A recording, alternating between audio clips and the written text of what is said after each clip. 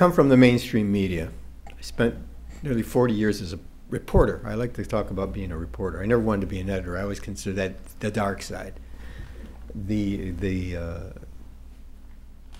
campaign has this campaign has kind of flabbergasted me because I watch how the White House is being covered by the press corps, because it seems to be so well managed by the White House, and the press seems to be just go along with whatever.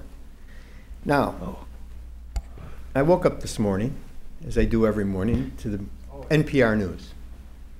It's over there, but it's not up. No, that's not it.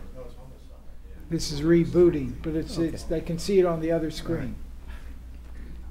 Right. Oh, but I can't. All right, so we'll wait. Okay, now here it is. Okay. Here we go. Yeah, that President Obama's easy ride.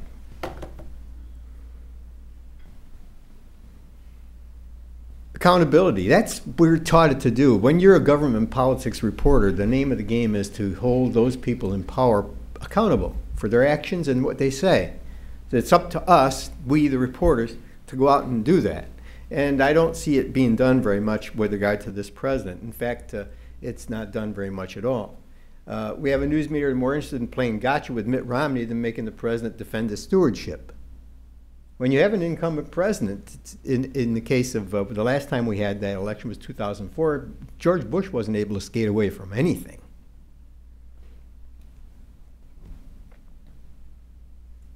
But we have a president whose White House and campaign staff clearly manage and manipulate the media, and they do it cleverly. They're very good at it.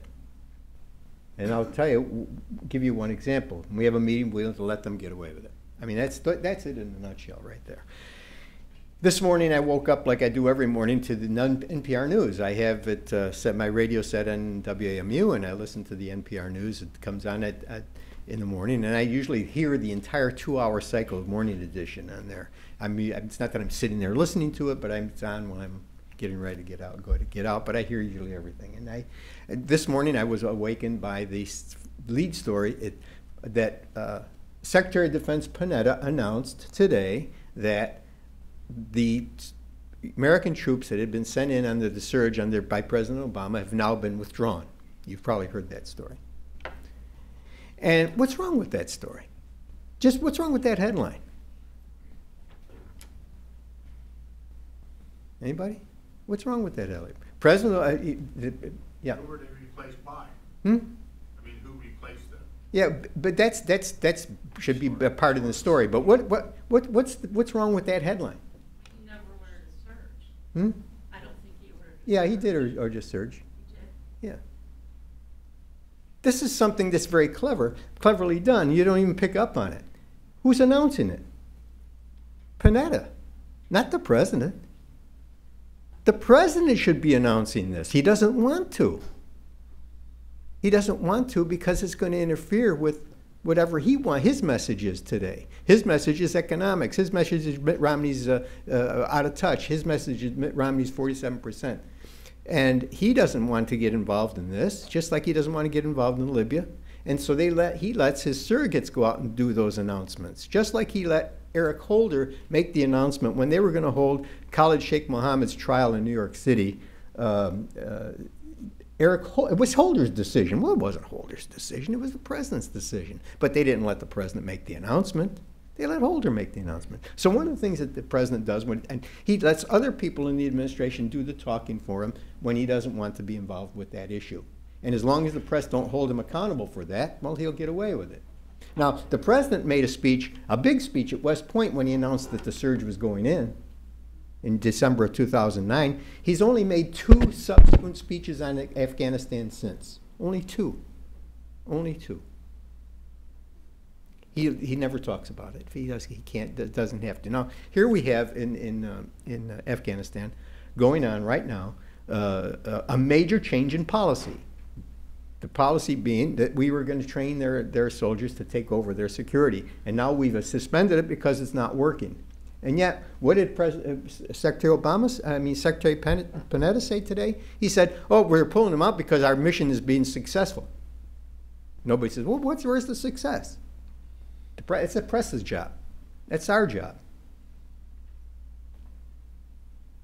Why is this happening? Is it because the media are biased? Is it because the White House and Obama are so clever?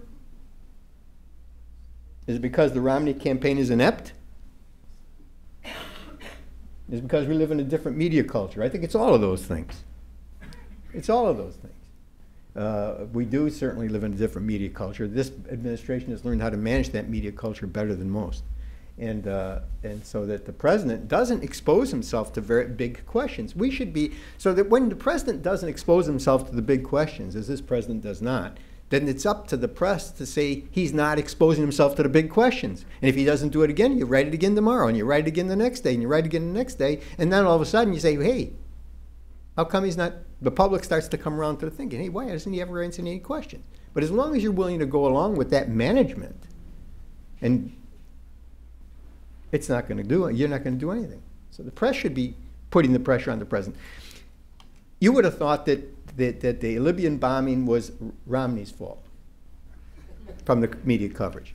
Part of it was Romney's mistake, and that is he getting out in front of the president. He was perfectly a perfect target. Once he got out there in front of the president, he was fair game. And what does he do? He takes questions, and he answers questions, and he gets himself into more deep water. The president comes out afterward. It makes his announcement. Does he take any questions? No.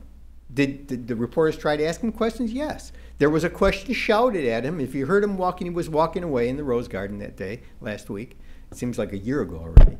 The question was, is this an act of war? Did anybody hear that? Somebody asked, is this? Well, he didn't answer the question. Had he answered the question, he knows darn well if he turned around and answered the question, no matter how he answered, that's the news. But he was smart enough not to answer that question. And so what does he do that evening? He goes on and does a CBS television interview. Now, that's entirely different. That's not a press conference. When he does these television interviews with one reporter, one-on-one, it's not the same thing, because usually they're softball. And the reporters are I've interviewed presidents face-to-face.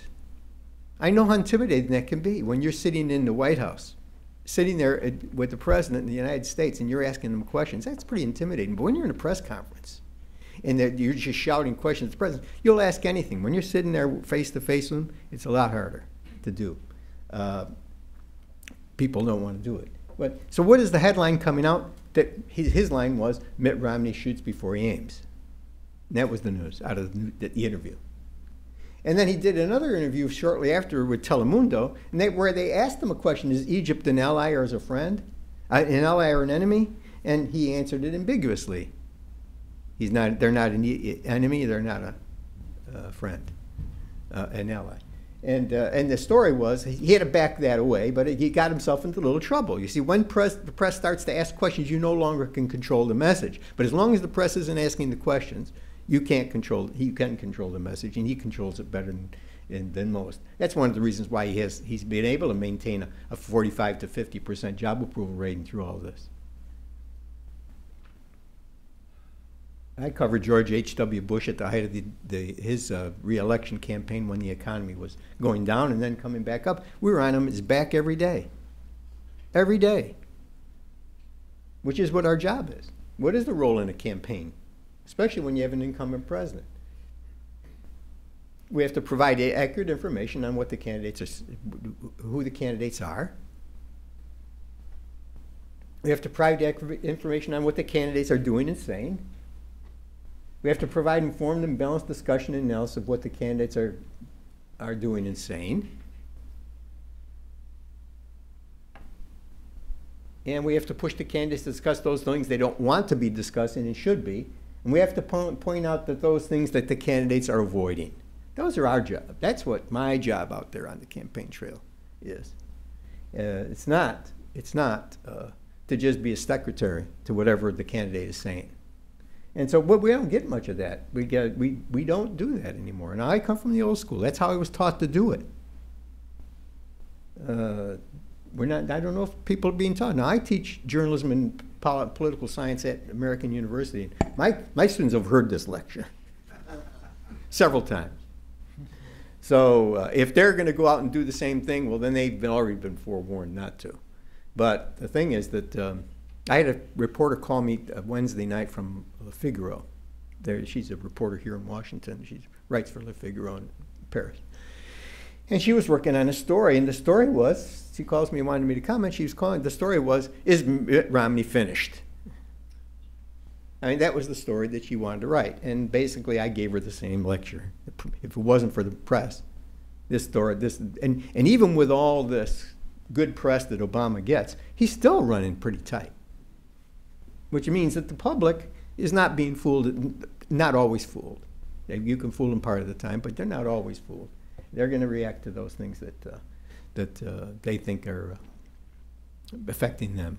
And however they feel when the time comes, voting time, is going to be what they're going to do. But the fact of the matter is that in our job, in my job, in the reporter's job, is to go out there and make sure that these candidates who are sane, and the president, especially the president, the questions that I would be asking the president right now is, well, how are your policies affecting what's going on in the Middle East?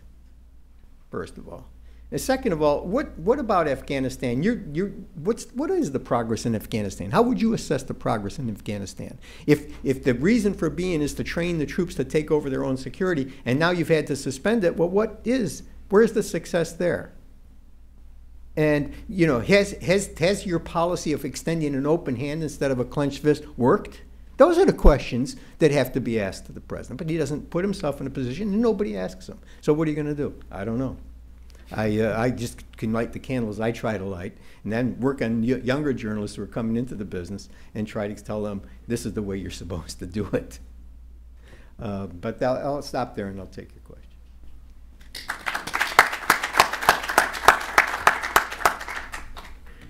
Yes. Yes. Go ahead. What does the liberal media have to gain by being biased? I mean, are they getting paid under the table? No, they're not. I think that what's happened is that I think that this new media environment that we live in, it tends toward causing people to become politically active rather than reporters. We aren't. When I got into the business back in the middle 1960s, when I was a young kid, and I got into the business, the people I went to work for as editors were World War II veterans. That's an entirely different mindset than young people who are editors of news organizations today. Entirely different. And one of the things that they really insisted upon was fairness. Wow, you show some favoritism in a story, and you're going to get it bounced right back at you. You do it too much, and you lose your job. That's how serious they were about that. No, none of this stuff. Go get them. They didn't care if it was a Democrat or Republican. Just go get them. Hold them accountable. Not that you want to go get them because you want to tear them down. I always tell students, I say, one of the points we don't go after political figures for the purpose of tearing them down. We try to make them be accountable so that the system works better. Our job is to make the system work better. That's not our job. Our job is not to tear anything down. If the chips fall and something is torn down, well, we want to rebuild it so it gets better. It's not that we go out there just because we're sharpshooters and want new notches on our belt. But that's changed. And I think it's the young people who are attracted to journalism. I think that now a lot of them are political activists rather than journalists. A lot of people who went into the news business when I was getting into the news business were people who wanted to really be novelists, and they couldn't make a living at it. They really wanted to be Ernest Hemingway and Scott Fitzgerald and John Updike and people like that, and they couldn't make a living at it, but they liked to write. In fact, a lot of people, many journalists in the early 20th century were not college educated. It's only a mid-20th century and later phenomenon that journalists actually went to college. They were just good writers and smart people and were street savvy. I always said that a good journalist who covers a community doesn't have to take a poll. He knows how the community is going to react no matter what happens because he knows the community, knows the people in it. And I think that, so who's attracted to the business? A lot of people who think that journalism is a way to promote a cause. I tell people, if you had a cause, go to work for the cause. Don't go to work in the newspaper business. I have a question for you. I am a right-to-life activist since 1979. Mm-hmm. And I would like to know why, in my local paper, we can't even publish a picture of a baby who is not aborted, but just a baby. We cannot get the truth out about this issue. And it's being kept from the American public since 1973. Now, I'd like to know your opinion on that. Well, I think that it's again, when we were talking about the people who get into the news business, for some reason that I haven't really figured out, the right to life issue or the abortion issue, I shouldn't say the right to life issue, the abortion issue has become a defining issue for a lot of young women who came of age in the 60s and 70s, really defining. And a lot of those women are in news editing positions today. Right. Calling the shots. Mm-hmm. And so therefore you got to get past them. Mm-hmm. Yeah, well, that's very difficult. I mean, we would be further along than what we are if people would know the truth on that issue. Mm-hmm. Richard, what's the main difference between the coverage of this year's Obama campaign versus 4 years ago? Oh, well, go back to 4 years ago, it was an open seat, and you didn't have an incumbent president. So you didn't have to hold somebody responsible as well as the candidates could just say what they want to say, and they don't have any consequences until after they take office. But when you have an incumbent president, what the president's saying has consequences. And I know that having covered the last campaign I covered was 2004, the Bush-John Kerry campaign, and we were on Bush's back all the time. And he never ran. The other thing, to George Bush's credit, he never ran from the press. He never ran from the press. He didn't hold a lot of open press conferences, but he would take questions on a daily basis, where you would see him in a photo opportunity, or you would see him coming in and out of the Oval Office, and you'd shout a question, and if it was something going on that day that was big that the president had to answer, he would answer. So you would always have the president's words on whatever was going on. You never had somebody else talking for him.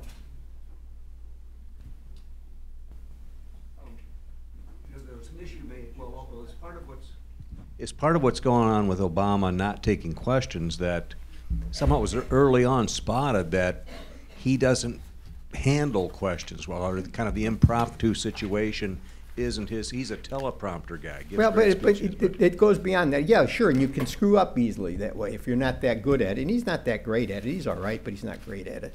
But but the thing is it messes up your message. When somebody's asking the questions, it messes up your message, because you want to give a certain message, and somebody asks you a question off the wall. One of the reasons why he stopped holding press conferences is because he got in trouble in one early on. He went out and held a big press conference on health care. He was pushing for the health care bill, and he has this big press conference on health care. It was prime time, Oval on East Room of the White House, prime time.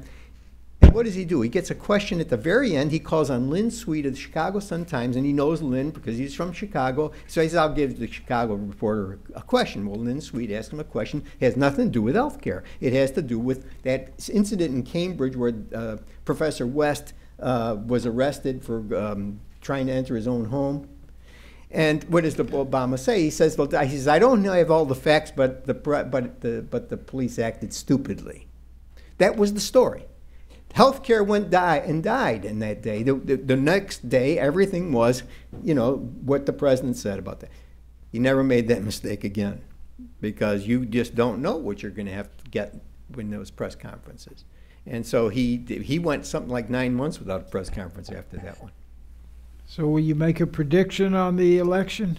I can't make any predictions. The polling shows that the president is pulling slightly ahead, but I see that with all the negative press that Romney's got, he's still hanging in there. He's not. There's no precipitous slide in that you can see anywhere. And I think that with the debates coming up, 3 debates, they're going to be pivotal, as they mostly always are. All right, folks, well, I'm afraid we have to end it there. Appreciate it all very much.